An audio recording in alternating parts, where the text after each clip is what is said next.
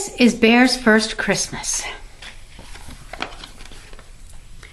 It started to snow, and a bear very young caught 2 or 3 flakes on the tip of his tongue. The coming of snow could mean only one thing. It meant that the bear had to sleep until spring. Down a hill which was steep, past tall bluffs which were steeper, the bear trekked through the woods that grew deeper and deeper. He trekked on a path past the lake's sandy shore, and at last found a cave with rough stone for a floor. At the mouth of the cave, the bear noticed a tree which struggled to grow where no tree ought to be. In the view the bear got from the mouth of the cave, the tree looked quite small, but also quite brave.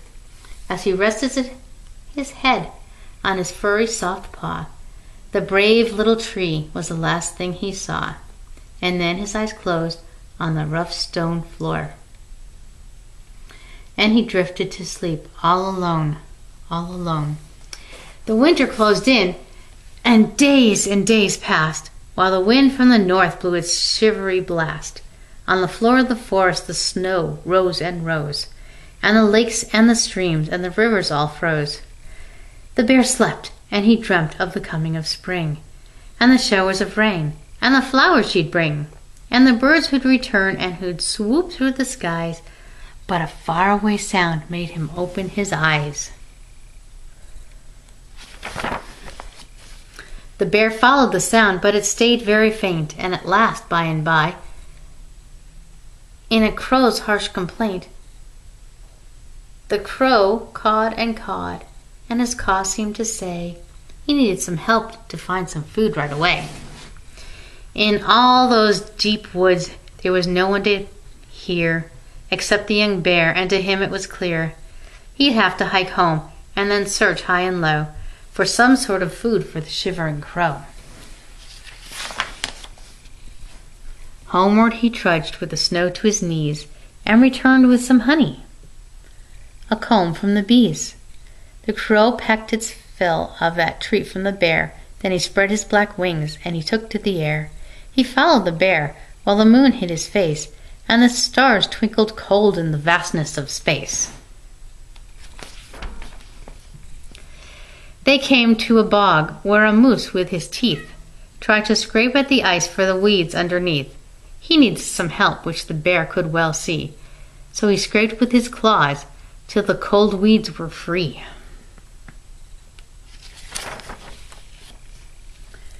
The moose ate, and he ate. When he'd eaten his fill, he followed the bear and the crow round a hill. The wind whispered sharp, and the night grew unpleasant, as the bear saw ahead the crushed home of a pheasant. A branch overhead had let loose loads of snow that had smashed the bird's home with the force of a blow. The pheasant had chicks, and the chicks' cries were pleased, that said to the bear they were scared they would freeze. A nod from the bear let the frightened birds know they should follow the tracks that he made through the snow, which instantly they did, on the chance that they might, with his help, find a place to be safe through the night.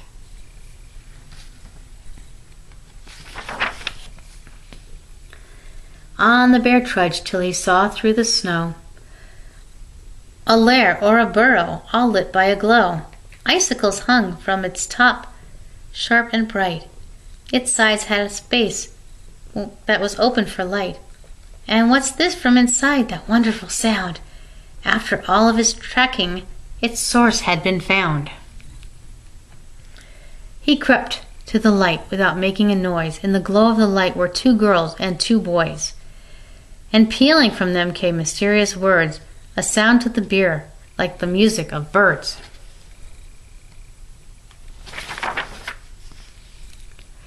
He stood and he stared, and his eyes grew more wide, for there was a wonderful glowing inside, a glow with warm rays like the sun at its rise, a glow cast from faces, a glow cast from eyes, but a glow most of all from a wonderful tree that the beasts out of doors were astonished to see. The tree dressed in lights, each shiny as dew, what the lights meant, though no animal knew.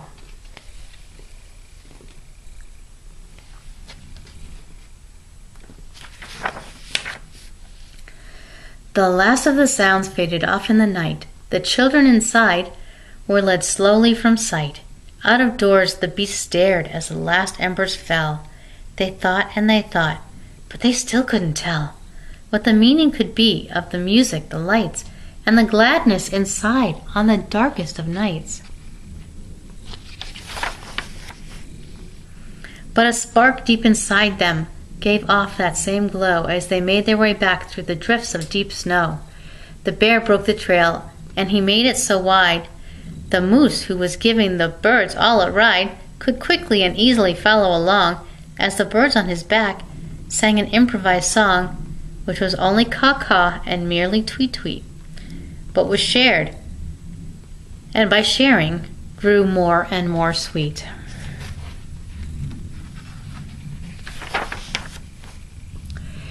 The bear showed the pheasants his well-hidden den, to say they could stay until spring came again, to which all the pheasants were quick to agree, though they and the others all stared at the tree, at the crooked, the ragged, the struggling tree, at the tree that was growing where no tree should be, for the moon in the sky had sent down a bright beam that touched the tree's branches and made them all gleam, almost as if in the dark of the night the trees had been graced by a magical light.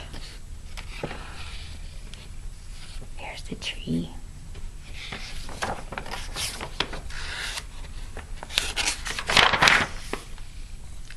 There was room in the cave for the moose and the crow. They needn't trudge off through the dark and the snow. Into the cave the bear squeezed with each guest, and they all settled down to begin their long rest.